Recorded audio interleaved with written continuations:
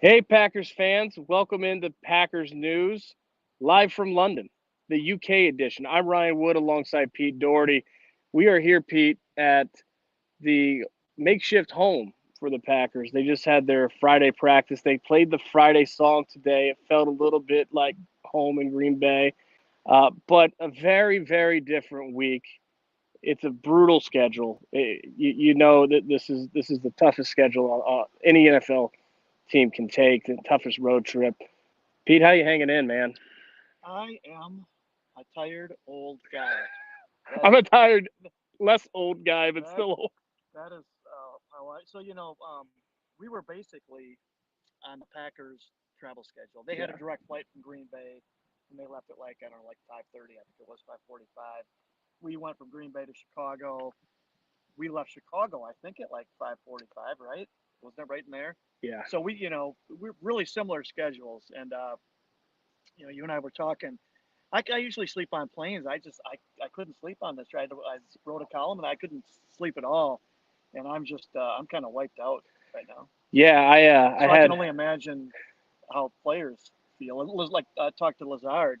He uh, he said he generally has trouble sleeping on planes, and he didn't sleep at all last night. I had a screaming child for 7 hours next to me, and I had the middle row, so there was no sleep for me. It feels very much like 8:30, 8:45 on my body clock back home after not sleeping. But as far as the Packers go, the guys I talked to, it was very hit and miss. Mason Crosby. So interesting. On their charter flight, they had about 30 pods where they lay the seat down and it's a makeshift bed. And they were able to get about, starters and older guys like Mason Crosby on those pods. And Mason Crosby said he got 3 to 4 hours sleep. Jair Alexander said he didn't sleep at all. Rashawn Gary said he slept the whole flight. Matt LaFleur asked him. He said he got what, a little bit, maybe 1 or 2 hours. Yeah. So they're tired. They're real tired. I have a feeling for myself. I'm not inside their body. I'm curious what you think too. I think that if I go to bed at a decent time tonight, get a good night's sleep, I'll be adjusted. So that's and I don't know if any players said that to you, but that's what they said is basically the team's plan was they don't want these guys to go to sleep once they're here until tonight, and I think it's like till at least 7 or 8 o'clock tonight. And like that's what Lazard said was, he doesn't feel the greatest right now, but he thinks with a good night's sleep tonight, and Mercedes Lewis said the same thing. Good night's sleep tonight. Tomorrow they'll be ready to go by Sunday. That they'll have their sea legs back and they'll be okay. Funny, I ran into Brian Gutekunst as we were walking back from talking to the players, and I just talked with him for like about 3 minutes. And he said that he took a nap when he got here, and I was like, well, I thought that's what you're not supposed to do. But he said, Yeah, and I think if you're a player, maybe that's the case. But he said he talked to some friends of his who do a lot of business over here, and he said when they take the red eye, what they found is if you come back and take like an hour to 2 hour nap, that gives you a little juice back, hmm. and then, but not it's not so much that you can't sleep tonight, and then tonight he'll get the full night's sleep. So I'm kind of thinking if we wouldn't have had our own issues with phone, it's been a nightmare with the phones and all. I mean, Mm. it's incredible. If we wouldn't have had all those issues, I probably would have had time for like a nice little 1 hour nap when we got into London. I'm on zero juice whatsoever. The Packers had a very different week considering it was a Sunday to Sunday game. The way that they scheduled their practice was very different. Matt LaFleur finally peeled back the curtain on that a little bit today for the first time. And as I told him at the podium, it's past tense now, so it's okay. I mean, the strategic advantage is really kind of behind them. Uh, Earlier in the week, Pete, Matt LaFleur said it felt like preparing for a Thursday game. They kind of it sounds like they kind of crunched everything because normally they install the game plan day by day. Right, Some of it Wednesday, some Thursday, some Friday. He said they did it all before they came here, and by install we mean the classroom stuff. right. And he thought it was he said the reason for doing that was once they get here to try to do that install today with how wiped out everybody would be from the trip, that their attention span wouldn't be good, that it would be useless. So I think that's why they felt crunched is, they were squeezing all that work into 3 days instead of four, or I guess into 2 days Right. instead of three. That was the explainer and that makes sense. Yeah, They did basically prepare it for a Thursday game. They saved just a jog through today, and it yeah. was very short. It was, gosh, an hour, I was less thinking than an hour. 45 minutes. Yeah, it was. And they normally do on Fridays. He was saying uh, a couple of red zone periods, full speed, and then the second half of practice is jog through. Today was all jog through. They did have one kind of up tempo practice this week. It was Thursday, and they got that done before they got on the plane. Were they in pads that day? I wasn't there yesterday. I don't know, That's Peter. right. I guess I I was you were preparing to travel. I was with you in an Yes, airplane. you were. Well, when practice started, yeah, they were probably ending practice just as we were boarding our flight. Yeah, well, in fact, you were on the flight, and in Green Bay, a staffer, an airline staffer, peeked his head into the window and asked, "Show of hands, who here is going to the game in London?" And showed hands, and he said, "Well, there's a plane, a Virgin Airlines plane to your right that is the Packers charter plane." So they were on the tarmac. We left around 3 o'clock, 3:30. They didn't leave until about 5, so they were a little bit behind us. So But it was a seven. He said what it was. It was a 787. I can't remember the company's name. It wasn't Boeing, I don't think. So I looked it up while we were sitting there, and those planes could do Mach 0.85, which is, Mach 1 is speed of sound, which I think is like 600, I don't know, 660, something like that, mhm. miles per hour. So this was like around 600 or upper 500s miles per hour. So they made it here. They flew here a little faster than we did too, just the Yeah, speed of the plane. that's why they were able to get in around a little about 6:15 Friday morning in London, whereas we got in about 6:45, and we had the layover in Chicago. But they left quite a bit later than us. So it very much is the same body clock that we're on. The difference, Pete, we don't have to go play a professional football game in 48 hours. No, you know what? But I bet there is a lot of truth. Not that you're 100%, back to yourself, but I think even just one good solid night's sleep, and you and I will be good to go. So that's got to be the same for and these guys are, for the most part, young guys too. So What stood out to you about the country so far? had the bus ride. It's about an hour and 10 minute bus ride from the hotel that we're staying at, the NFL's hotel, to the facility where the Packers are. And one thing that stood out is a lot of narrow roads in the city, and these people are flying by each other, and one more coat of paint and they'd be hitting each other. I mean, it was pretty narrow, and we did go by, didn't realize it at the time, but we're in St. John's Wood, which is where Abbey Road Studios are, and McCartney had a house there. But it's also where we go past this cricket stadium. Then we noticed the signs, and it was a big stadium. And so when I got here, I was talking with one of the camera people who's from London, and he said that that's like the most hallowed cricket grounds in the country, and it's a really old stadium.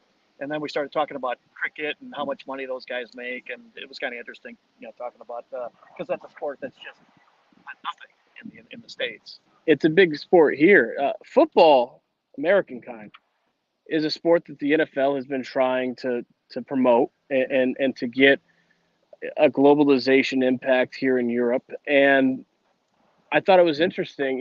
They don't play organized football in schools here in London, and they play obviously their football here. But one of the NFL initiatives is to take kids that have an interest in playing American football and have them play flag football with independent clubs. Yeah. And they had some of those kids here today, and they got the line practice at the end, and they got the Packers players after practice walking off the field, came by and shook hands. I was talking with one of the coaches, and they kind of expected to. In some ways, this is how it happened. A lot of practice squad guys were the guys that spent the most time with them, but Jair Alexander was a guy that was out there playing with them a lot, and they got to meet a lot of the stars. So that was a cool moment to see. And talk about globalizing the brand. That's the grassroots level of how you do it. Yeah, and that's what the league's trying to do. Like 10 years ago, the league was really trying to fast track getting the team over here, and I think that started going by the wayside anyway. And then when COVID hit, I mean, that totally killed any plans. But I think it was already going. But so now they're on a slower moving plan. And that's what my column was this week. So if anybody wants to check it out, I talked to some sources about whether there ever will be a team here. It sounds like people in the know think 10 years from now is at least a possibility, and eventually there probably will be a couple teams over here, but it could be quite a while. But it's 10 years minimum. It sounds like. I rode the tube from Heathrow to our hotel, and as soon as we got off the tube, first guy we ran into, me and Rich Ryman, was a British guy, and he recognized Rich Ryman's colors. He's wearing a green hat, and asked where he's from, Green Bay, and he got so excited that the Packers were over. He shouted, "We have been waiting for you guys to come. Finally, you're here." There's a Packers influence here for sure. Badfinger here has a question. I don't know if you know the answer. I don't know the answer. Are the Giants on the same schedule? I'm not sure. I think so, but I'm not positive. It's got to be at least similar. It's not like they came early in the week and the Packers came late in the week. Yeah, because I know the stuff that I was seeing even as on Wednesday was they were practicing in the States just like on Pro Football Talk. So I think they were on the same schedule, but I'm not positive. As far as when they came over here, very similar. As far as how they actually set up their practice, I don't know if they crunched it so it was like a Thursday night game or not. I don't know if they had a jog through today. We've been pretty intensely focused on the Packers. We had another question up there that went away from John. Will Eric Wilson be playing that we just signed? Yeah. That is it. He played, for those who don't know, he was with the Saints last week. Yeah. So he made this trip last week to play the Vikings. Packers signed him, and now he's got to do the whole thing all over again. I wonder if that helps. Does that help, or does that make it worse? Better or worse? I think worse. Worse? Yeah, you're just putting your body through a yeah, it's just a trip that I'm excited to make. I'm happy to be here. Very genuinely happy to be here. Don't need to make it twice in a row.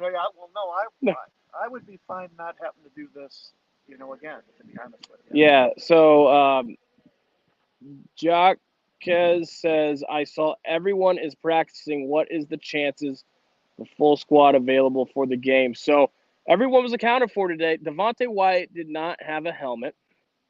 Adrian Amos was stretching, went through practice, is still in protocol. David Bakhtiari was stretching on the side, but he was stretching. Don't know once they went into the jog through who was taking the reps and who was not. I expect David Bakhtiari will be good to go. Jair Alexander. Jair Alexander was practicing. Adrian Amos, you think he's going to play? Judging by that he was out there today, yeah, I do. Because, yeah. Part of the protocol is you have to get practice. Right. So he's practicing just because he's officially in the protocol doesn't mean that's a bad sign. So, yeah, the fact that he was out there, I would think that meant that he's pretty far along in the protocol. We were talking on the podcast, the Green 19 podcast, that Adrian Amos might possibly not make the trip, but he practiced Thursday and he practiced today. He made the trip. He's here. So he's trending in the right direction for sure. Callum says, what do you think might happen in London game against the Giants? All right, so prediction time, which thanks for reminding me because I haven't followed my – sorry, boss, Robert Zizzo. I would have totally spaced on that because I'm spacing on basically everything. I can't feel anything. Like, my mind's totally in the fog. So, yeah, I would have. Big challenge for the Packers' run defense with Saquon Barkley. He's better than anybody they faced last week. And look at all the yards they gave up on the ground last week. The quarterback with a sprained ankle.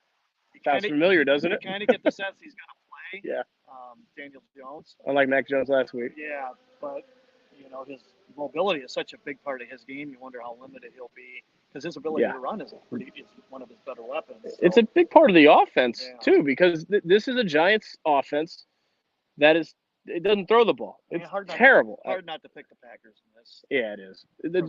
The Giants are 31st in passing offense. They're number 1 in rushing offense. You know how you want to like have a semblance of a passing game to set up the run? They don't have it, and they've been able to run anyway. most of that's Saquon Barkley, NFL's rushing leader. Some of that is Daniel Jones can run the ball too. Robert says, do you see Packers stacking the box?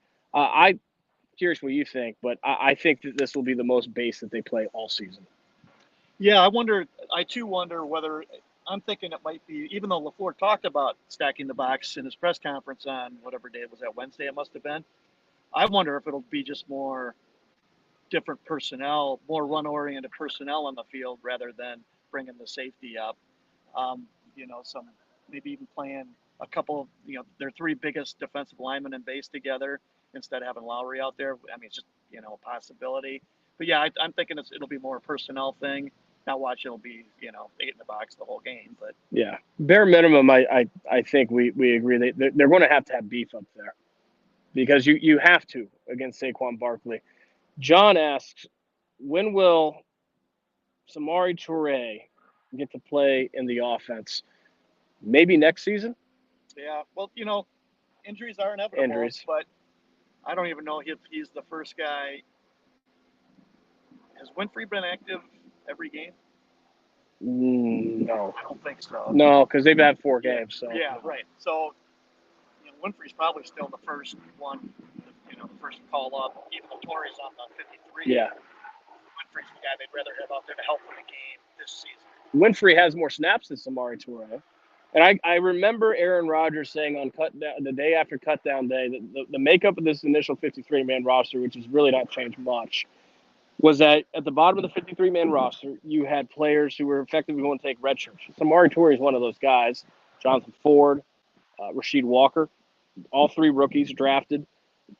Caleb Jones, effectively not drafted, but an undrafted rookie, effectively taking redshirt seasons. And then you got guys on the practice squad, Juwan Winfrey being one, that are able to actually play and could be practice squad elevations and be able to play. So it's kind of a bit of an inverted bubble that the Packers have going on. I'm with you, Pete. I have a hard time seeing, not all 3-1s are the same. The Giants won a game where the Titans missed a game-winning field goal by 1 point. Titans aren't great. They beat the Panthers by 3 points. Panthers definitely aren't great. And then they beat the Bears, and you saw the Bears. So, the Packers, they're 3-1. Yes, New England is different without Tom Brady and a third-string rookie quarterback instead, but it's still Bill Belichick. They went on the road and they beat Tom Brady. I understand that they didn't have their top 3 receivers. I would say that their path to 3-1's been more impressive, and they've got more talent. That's probably the thing is the big thing is the Packers just have more talent. But we all know, right? We've all been watching these games for years.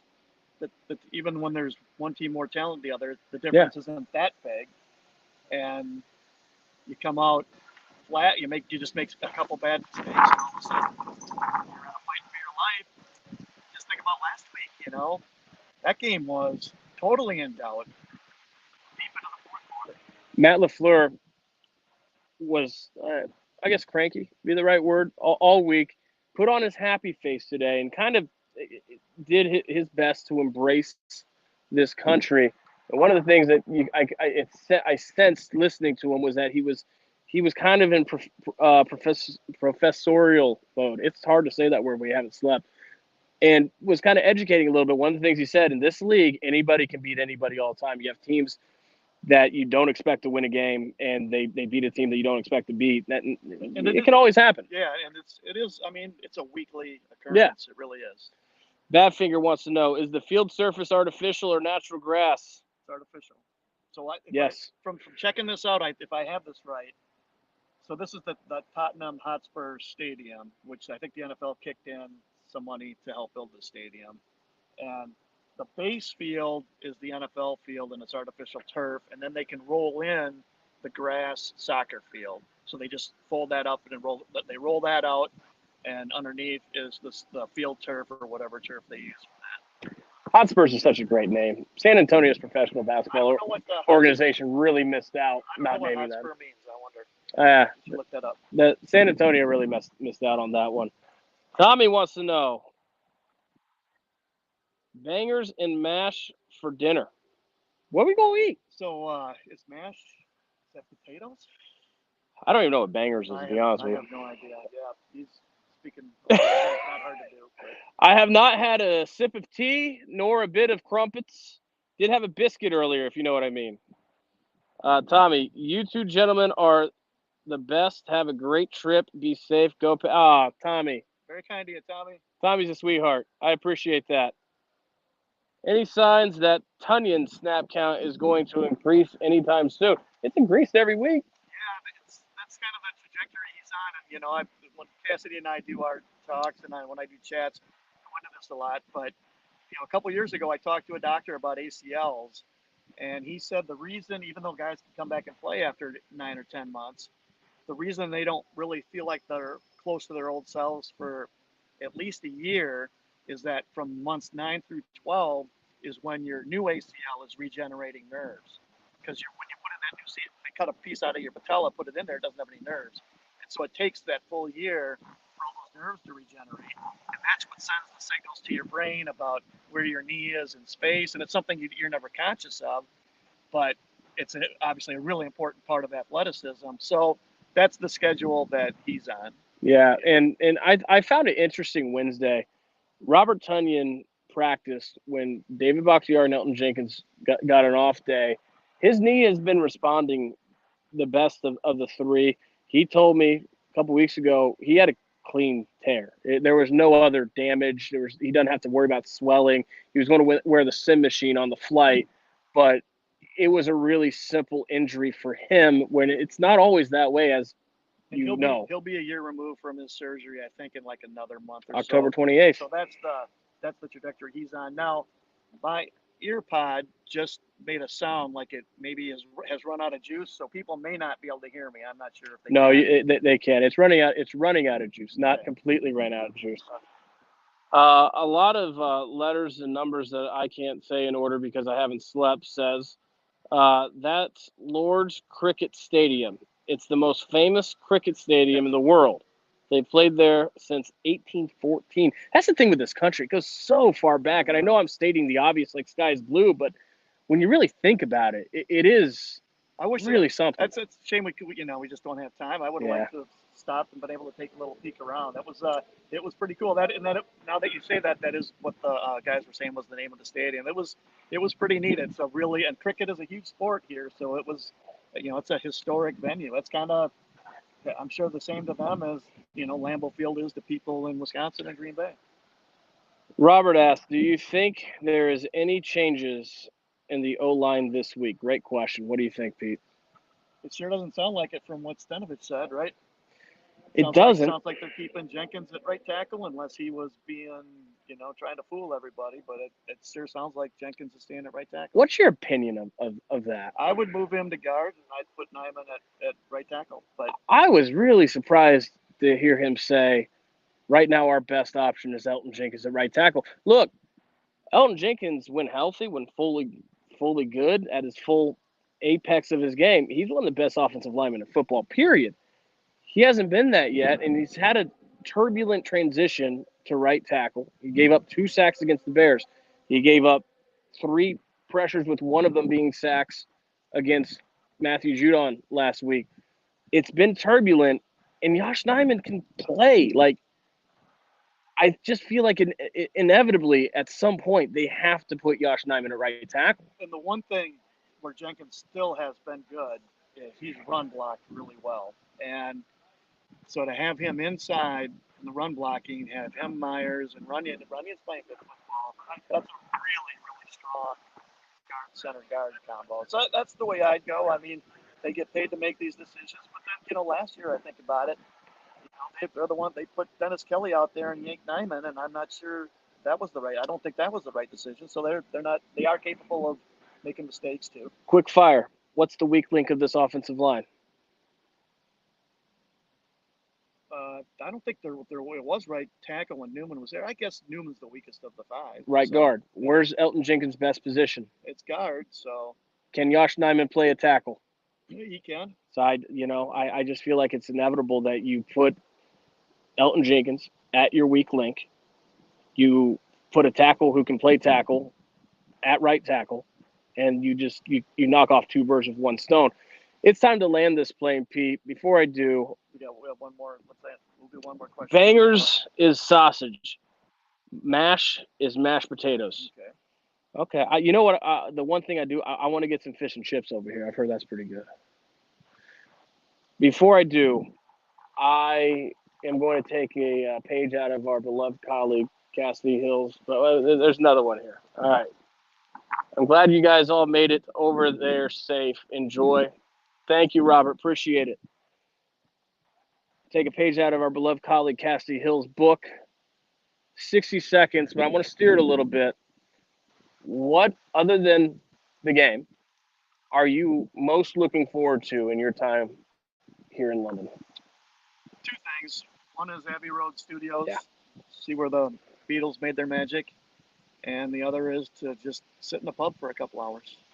I am looking forward to seeing Pete at Abbey Road. If you don't know, this man, I would say, and I don't think this is a secret, not a lot of things excite you, but the things that excite you, you deeply care about. And there is nothing that excites this man more than the Beatles. I'm a Beatles freak. Yeah, Beatles freak. No getting around that. And freak is a huge word for Pete. Like he does not exaggerate in anything. When he says he's a Beatles freak. So to see Pete at Abbey Road, I think we're going tomorrow. That's going to be a thrill for me. That'll be a lot. I think that's going to be really cool. Looking forward to that. So thank you all for following along. What are your two things? I just said I'm looking forward to seeing you at Abbey Road. I'm serious. Like that's like to see honestly, to see you excited and in your element there, that's going to be really cool.